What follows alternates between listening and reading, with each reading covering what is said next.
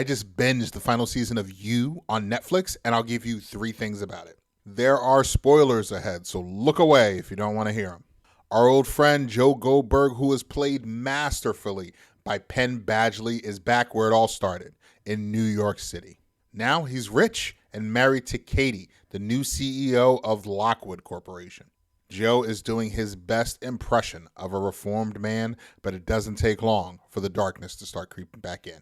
Thing number 1, Joe Goldberg got much better than he deserved at the beginning of this last season and at the end. After everything Joe has done, seeing him strolling through Manhattan penthouses and living the life of luxury seems unrealistic. Now, we've watched Joe Goldberg over the course of the last 5 seasons barely escaping consequences and the law, and this series finale is no different. Now, although Joe does find himself rotting in a jail cell in the last episode, he's also knee-deep in love letters from women across the country who subscribe to his cult-like celebrity. So even after all he's done, the hands of justice seem to have a light touch when it comes to Joe Goldberg. Thing number 2.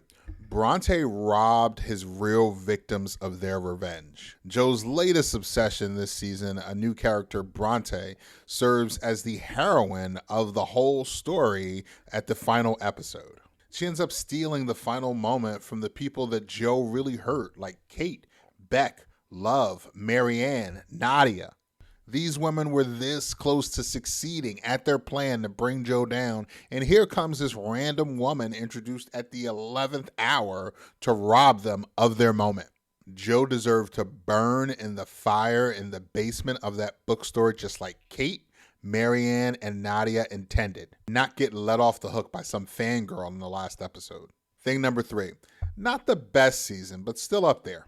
Look, season 5 isn't peak You. Seasons 1 and 2 kind of still hold that title for me, but much better than that messy London season 4. The return to New York, the callback to previous seasons, the crumbling facade of Joe's attempted reform, it all works.